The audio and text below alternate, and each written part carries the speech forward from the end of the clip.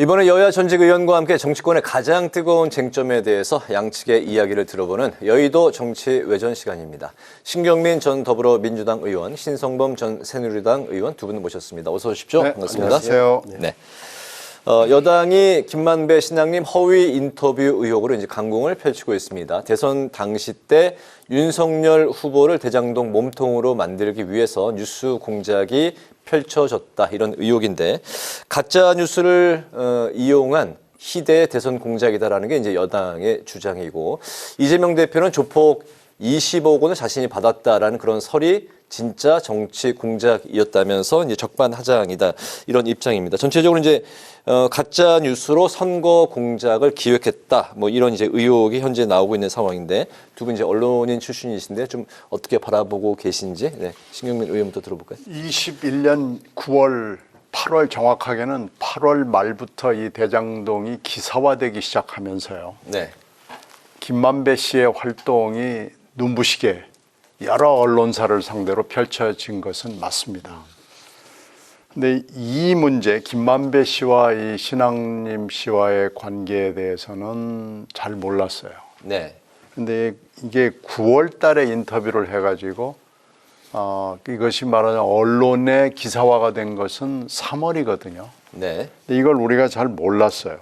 그러니까 이번에 검찰 수사를 통해서 드러난 것을 보면 네 가지 측면이 있습니다. 김만배 씨와 신앙님 씨와의 관계에서 벌어진 일, 그리고 신앙님 씨가 뉴스타파에 제보를 하면서 뉴스타파에 뭐 고문 비슷한 전문위원이라고 그런 거죠. 네. 고문 비슷한 전문위원으로 하면서 뉴스타파의 직원은 아니고요. 뉴스타파에 제보를 하게 되는 거죠. 네. 이 과정이 두 번째 측면이고, 그걸 이제 보도 직후에 이 보도를 뉴스타파의 보도를 바로 복사해서 받은 언론들의 문제가 있는 거고요. 또 하나는 이걸 받은 정치인과 정당이 있는 겁니다. 그런데 이제 여기서 문제가 되는 것은 뉴스타파가 이 아무리 급박한 상황이지만 체크를 제대로 했어야 돼요. 네. 팩트가 일단 제보가 들어오면 팩트를 체크하고 더블 체크만 가지고도 안 되면 3번, 4번 체크를 해야 되는데 그럴 만한 시간을 주지 않은 김만배와 신앙님 씨의 여러 가지 꼼수 비슷한 게 있는 것으로 판단이 돼요. 이 대목에서 결정적인 문제가 생긴 겁니다. 그러니까 네. 뉴스타파가 실수를 저널리즘의 실천에 있어서 큰 실수를 한 거죠. 근데 뉴스타파는 그 실수를 인정을 하고 있어요. 그럼에도 불구하고 뉴스타파에 대한 어떤 핍박에 대해서는 분연히 싸우겠다라는 얘기를 하고 있어요. 그러나 저널리즘에서의 실수 부분은 이건 뼈 아픈 거고 돌이키기가 좀 힘든 거 아닌가 싶습니다. 네, 대선 직전에 또 이제 보도가 됐기 때문에 이게 이제 대선에 영향을 미치려고 한 의도가 아니냐 이제 현재 그런 의혹인 거죠. 당연하죠. 그러니까 2022년 정확하게 3월 6일 날 뉴스타파가 보도를 한 거예요. 그게 3월 9일 대통령 선거 날이었으니까 사흘 전이죠. 그러니까 네. 이게 72분간의 녹음 분량을 신학님 씨에게 받았던 거예요. 언제 받았는지 우리 잘 몰라요. 네. 인터뷰는 이런 제가 인터뷰도 아닙니다만 흔히 하는 인터뷰는 신학님과 김만배 인터뷰는 그 전에 2021년 9월 15일 날 했다는 거예요. 그러니까 15일 날 인터뷰를 해놓고 6달 후 대통령 선거 사흘 전에 이걸 흔히 하는 말로 깠단 말이에요. 공개를 했단 말이에요. 네. 이 대목이 뭐냐. 그리고 기다렸다는 듯이 이른바 당시에 친여 매체 또는 SNS상에서는 완전히 이걸로 거의 도배를 했어요.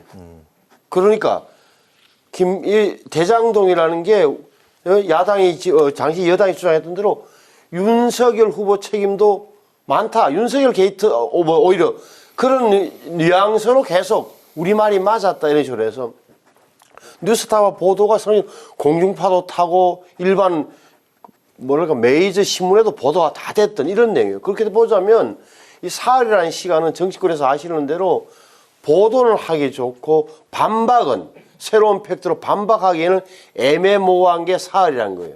그렇잖아요, 그죠? 네. 한번 봐세요. 사흘 동안 네. 어떻게 대응을 이런 걸로 보자면은 뭐 거의 제가 보기에는 뭐 정치 공작적 요소가 굉장히 강한 거죠. 그러니까 1년 전에 6개월 전에 인터뷰한 걸 그때 공개하고 그 전에 또 이미 또 내응이 돼 있는 것처럼 당시 여당 그리고 민주당에서는 아주 네. 윤석열 검사가 부산저축은행을 10년 전의 일이에요. 2011년, 2021년도에 10년 전. 그 상황이 몰고 왔고 심지어는 텔레비전 토론에서 2월 25일인가요? 그때 이재명 후보가 윤석열을 공박하는 일도 벌어졌던 거예요. 그 왜 조우영 커피는 왜 타줬어요? 이런 식으로 대묻으면서 아주 기정사실화를 만든 그런 일련의 흐름을 본다면 이거는 가짜 뉴스, 거짓 뉴스를 활용한 정치 공작일 개연성이 뭐 제가 보기에는 높고 저는 뚜렷하다고 보고 네. 좀 더 제3자적 표현을 하면은 개연성이 높은 거죠. 그 개연성에 대해서는 또 신 의원님은 어떤 생각이실까요? 그 당시에 제가 이걸 이제 이재명 캠프에는 들어가지 않았습니다만은 네. 다른 캠프에서 경선 중에서 이 대장동 사건을 꾸준히 봐왔거든요. 관심을 가지고 봐왔는데 이것을 윤석열 게이트다. 이재명 게이트가 아니고 윤석열 게이트라고 하는 부분에 있어서는 저는 도저히 제 아이디어로서는 상상을 할 수가 없는 것이었습니다. 그 말씀은 뉴스타파가 어떤 의도를 갖고 하는 그러니까 건 뉴스타파가 도대체 뭘 가지고 하는 건지라는 일단 보도에 있어서의 네. 어떤 신뢰성, 신빙성 문제를 잘 모르겠고요. 또 하나는 그것을 메이저 언론들이 받았어요. 신문 방송들이. 네. 그러면은 뉴스타파 보도를 받으려면 이 메이저 언론들도 그냥 그대로 카피는 안 되거든요. 네. 체크를 해야 되거든요. 과연 했는가? 그 의심이 하나 들었고 정당이 받고 정치권이 그 전에 이 문제를 제기를 했는데 그렇다면 왜 그때 이 얘기가 나왔는가 의심이 들어서 도대체 이 무슨 사정이 있는 것인가라는 의구심을 떨굴 수가 없었습니다. 그래서 저는 이 부분에 대해서는 네. 만약에 지금 검찰이 설명하고 있는 것이 다 맞다면 이 관련되는 당사자들 내지는 기관들이 사실 할 말이 없죠. 네. 이 책임을 져야 될 부분입니다. 당시에 여당 그게 민주당 측의 주장이 맞으려면 어떤 전제가 성립돼야 되냐면 윤석열 검사가 수사를 그 조우영이를 구속 안 하는 바람에 돈과 사람이 그대로 대장동으로 이어졌다가 돼야 되는 거예요. 근데 그게 아니라 제가 기록을 따져보니까 그럼 부산저축은행이 대장동 팀에게 정확하게 남욱정영학에 대출이 된 게 언제냐? 네. 2009년. 이미 남욱과 정영학은 그때부터 대장동에 매달려 있던 사기팀이에요. 네. 2009년도 돈을 빌려 부산저축은행에서 돈을 프로젝트 파이낸싱이 아니라 일반 대출로 받아갔어요. 근데 그들은 뭐 했느냐? 대장동 땅을 사는데 다 써버렸어요. 조우영이는 왜 구속이 안 됐느냐? 제가 보기에는 이게 이 브로커인데 대출 브로커란 말이에요. 왜냐면 부산저축은행의 뭐 행장이 뭐 4천 천하는 그렇대요. 그러면 여기에서 그 대출 브로커 역할을 했다는 커미션은 그때 안 나온 거예요. 그냥 대출 가운데 낀 사람 이 정도가 되는 바람에 구속이 안 됐다 그러는 거예요. 그러면 그걸 의심하면 유일하게 의심을 할 수 있는 분야는 이런 거예요. 아하, 박영수 변호사를 통했기 때문에 이 사람이 구속이 안 됐구나 하는 점은 정관예우라는 점에서는 제가 보기에는 의심의 여진이 있어요. 또 네. 하나는 그러면 사람은 구속돼도 돈은 회수돼야 되는데 사람은 구속되고 돈은 회수되지 않았을 가능성이 높아요. 구속됐다 하더라도 당시 됐다 하더라도 왜? 네. 이게 땅 사는 데 다 들어갔어요. 나중에 그래서 어떻게 되냐? 2021년도에 예금보험공사에서 회수를 한다고요. 1,000억 원 가운데 얼마 남겨놓고. 예. 그러니까 구속이 안 됐기 때문에 그 돈이 종잣돈으로서 해서 2015년도에 대장동으로 연결됐다는 논리는 가운데 구멍이 너무 많은 거예요. 그 당시의 주장을 그냥 100% 받아들인다 하더라도. 예. 알겠습니다. 예. 첫 번째 이슈가 아주 뭐 좀 뜨겁게 전개가 됐습니다. 거의 뭐 한 10분 가까이 두 분의 이제 말씀을 들었는데 어쨌든 이제 가짜 뉴스를 통한 선거 공작 의혹에 대한 건 앞으로 이제 검찰 수사를 통해서 좀 지켜봐야 될 부분이다라고 좀 정리를 하고 넘어가 보도록 하겠습니다. 어제 대정부 질문에서 서른 의원이 탄핵을 언급하면서 또 이제 양측의 고성이 오갔는데 오늘 이재명 대표가 한 유튜브 방송에서 이제 발언을 한 게 또 논란이 됐습니다. 잘못할 경우에는 지적을 하고 정말 국민의 뜻에 또 국리 민복에 반하는 행위를 하면 끌어내려야 하는 것, 그게 민주주의다라는 발언을 했는데 끌어내려야 하는 것, 이게 탄핵을 시사하는 것인지 서른 의원의 발언과 맥락을 같이 하는 것인지 이게 어떤 의미로 좀 한 것인지 두 분의 생각을 좀 들어볼까요? 이재명 대표의 생각은 뭐 우리가 읽을 수는 막 속마음을 읽을 수는 없지만 문맥으로 본다면 탄핵 가능성을 이야기한 거죠. 탄핵을 염두에 두고 있는 거죠. 대통령의 당연하죠. 그러니까 그건 뭐 본인이 아니라 그러면 뭐 우리가 뭐 할 말 없습니다만 문맥과 모든 흐름상 그렇잖아요. 이게 설훈 의원이 본회의장에서 아주 노골적으로 공개석상에서 발언을 통해서 대통령 탄핵 가능성 언급했다. 그 다음 날 이재명 대표가 이야기를 했다. 네. 그 전에 김용민 의원이라는 분도 그런 얘기를 한 적이 있잖아요. 그리고 요즘 보면은 민주당 의원들이 뭐 국무위원을 향해서 예를 들어서 뭐 한동훈 씨 이런 거 부르는 이런 일련의 흐름을 본다면 지금 민주당 의원들이 갖고 있는 뭐랄까 적대감 네. 내지는 뭐 불만 이런 게 꽉 차있다는 게 느껴지는 거니까 이재명 대표 생각도 크게 다 틀리지 않을 거다. 원론적인 표현 같지만 이거는 네. 뭐 마음속에는 탄핵을 가능성을 염두에 두고 한 말이죠. 네, 대통령 탄핵을 염두에 두고 한 발언이다. 네. 아니 이건 지금 완전 원론적인 얘기예요. 그리고 서른 의원은 비명 반명을 공식 공개적으로 얘기하는 분이기 때문에 네. 두 사람이 앉아가지고 야 우리 서로 이렇게 얘기하자 이건 아닐 거고요. 서른 의원이 어제 얘기한 것은 본인의 이제 평소 소신이죠. 그리고 서른 의원이 의혹이라고 얘기하지 않고 팩트라고 얘기를 한 부분은 이제 서른 의원의 이제 조금 나간 부분이긴 해요. 네. 그러나 어저께 서른 의원이 얘기를 했기 때문에 이재명 대표가 오늘 유튜브 방송에 나가서 한 얘기가 서른 의원을 받았다라고 저는 뭐 그렇게 해석하고 싶지는 않습니다. 네. 그냥 별도의 발언이다. 민주주의 원칙이고 네. 평소에 자기 생각이고 네. 뭐 행간에는 탄핵이라는 얘기가 들어있을 수는 있죠. 그러나 탄핵이라는 단어를 입에 올리느냐 안 올리느냐 하는 것은 굉장히 많은 차이가 있고요. 네. 몇몇 성급한 의원들이 탄핵이라는 단어를 입에 올리고는 있어요. 그러나 대부분의 의원들 아주 소수의 정말 극소수의 몇 사람을 제외하고는 그런 단어를 입에 올리는 것을 조심스러워하고 공식 공개적인 자리에서 얘기할 수는 없는 거죠. 그리고 탄핵이라는 것은 우리가 여러 번 경험이 있습니다만은 국무위원도 해봤고요. 판사 부분도 있었고요. 탄핵이라는 게 헌법과 법률에 위반된다는 명백한 확인이 있지 않으면 가능하지 않은 제도입니다. 이건 네. 정말로 아주 심한 경우에 있는 거기 때문에 함부로 탄핵이라는 단어를 입에 올리는 것은 책임 있는 정치인으로서는 하기가 매우 어려운 일이다 생각합니다. 알겠습니다. 이제 그런가 하면 이재명 대표의 단식이 오늘로 이제 일주일차, 7일차였는데 화면을 통해서 본 이재명 대표 모습이 이제 점점 좀 힘들고 좀 초췌해 보이는 수염도 이제 많이 자란 그런 발언도 이제 점점 목소리의 힘도 좀 떨어지는 듯한 그런 모습을 보이고 있는데 검찰이 이제 이번 주에 검찰에 이제 출석을 해라. 이재명 대표는 12일에 출석하겠다. 이 검찰 출두 그 날짜를 두고 여전히 신경전을 벌이고 있는 상황인데요. 이재명 대표의 단식 이게 좀 몇 달 가기는 좀 어려운 그런 이제 단식인데 그렇다면은 이재명 대표가 단식을 중단하려면 어떤 명분, 출구 전략이 이제 필요할 텐데 이런 출구 전략과 검찰의 조사 앞으로 좀 어떻게 전개될지 어떻게 예상하십니까? 그래서 저도 점치기는 힘든데 12일 날 나가신다 그랬으니까 12일이라 하면 아마 단식 13일째 2주 직전인데 2주를 꽉 채운 건데 네.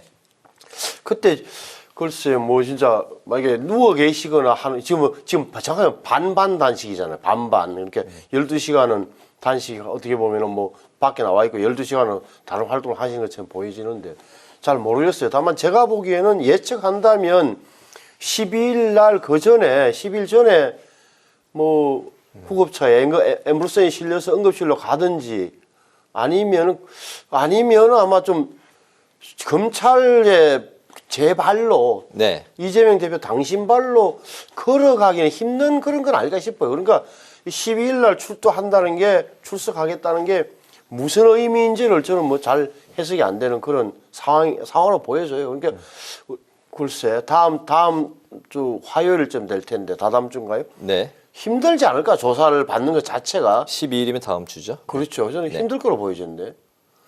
아, 그 힘들다는 건 단식을 이어가기가 힘들 것이다.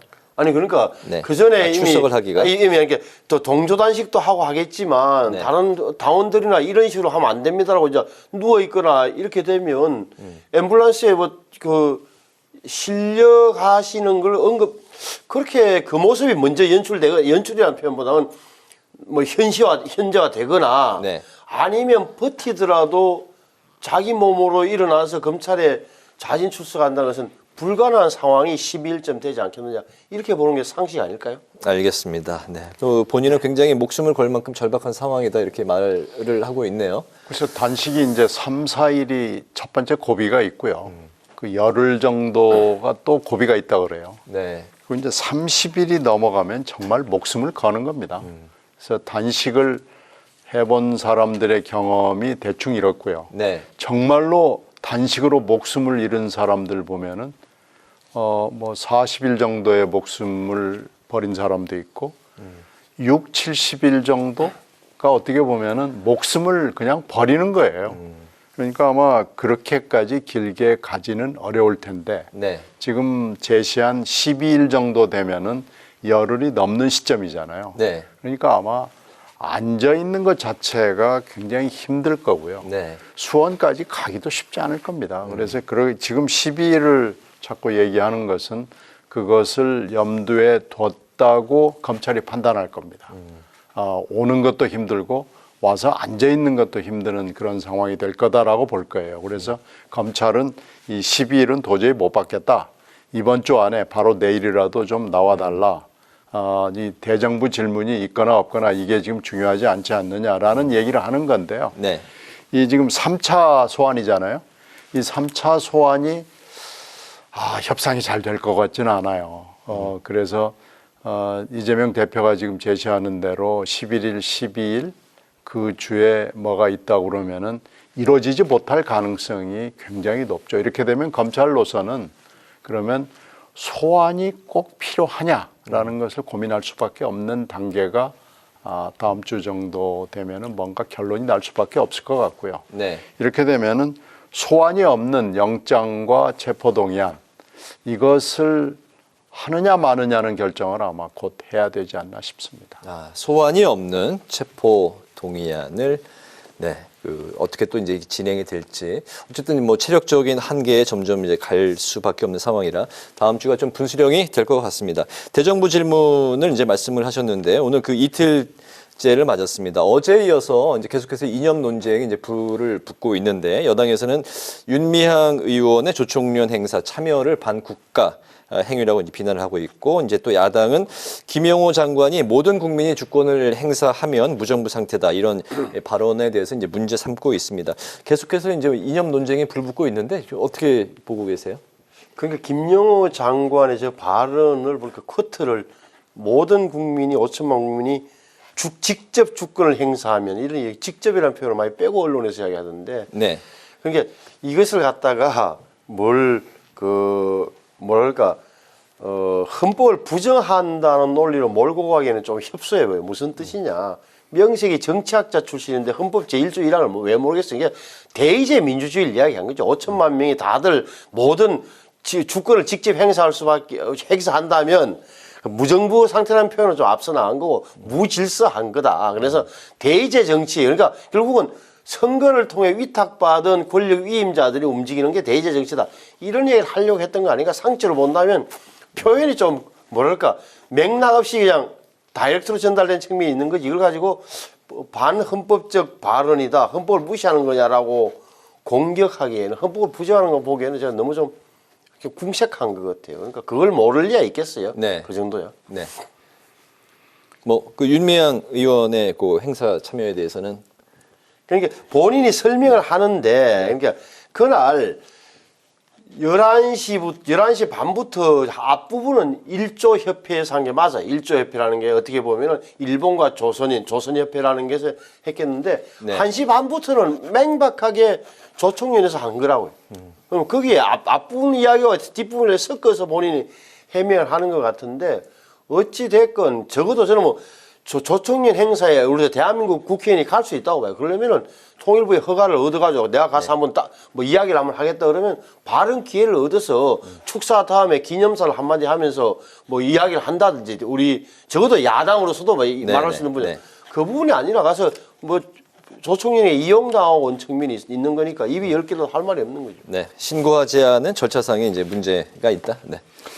뭐 김용호 장관 얘기는 그냥 어떻게 보면 말꼬리를 잡고 넘어가는 거기 때문에 그렇게 막 엄청나게 문제를 삼을 만한 거리는 안 되는 것 같아요. 네.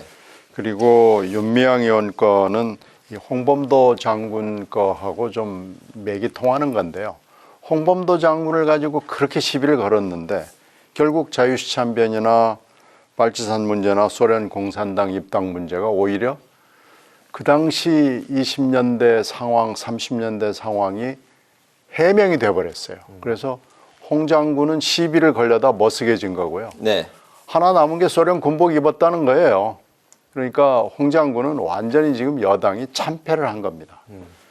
근데 윤미향 건은 이건 지금 뭐 일본의 특수성 때문에 민단하고 조총련이 같이 하는 행사가 있었더라면 좋았을 텐데 그렇게 네. 안 된 거 아니에요. 일본의 사정이 있는 거고요. 민단 행사도 가고 조총련 행사도 가고 그랬으면 아무 문제가 없었을 텐데요. 이건 좀 윤미향 의원의 부주의함 뭐 이런 게 분명히 있는 거죠. 네.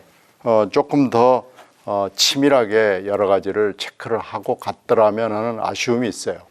그런데 이게 무슨 뭐 국가보안법이 되고 뭐 반국가 행위고 이건 또 너무 오버하는 겁니다. 그러니까 뭐 조사를 할 필요는 있죠. 네. 근데 조사해 봐야 이걸 가지고 무슨 국가보안법을 의율해서 처벌을 하겠다? 이건 좀 너무 오버하는 겁니다. 그래서 이렇게까지 할 필요는 없는 건데 지금 어떻게 보면 일진 광풍이 벌어지고 있는 겁니다. 그래서 홍범도 장군 같은 경우에 보면은 일베나 뉴라이트의 그 흔적이 보여요. 이걸 주도했던 사람들한테. 지금 윤미향 의원도 그런 그 연장선상에서 보면 실수를 한 건 맞아요.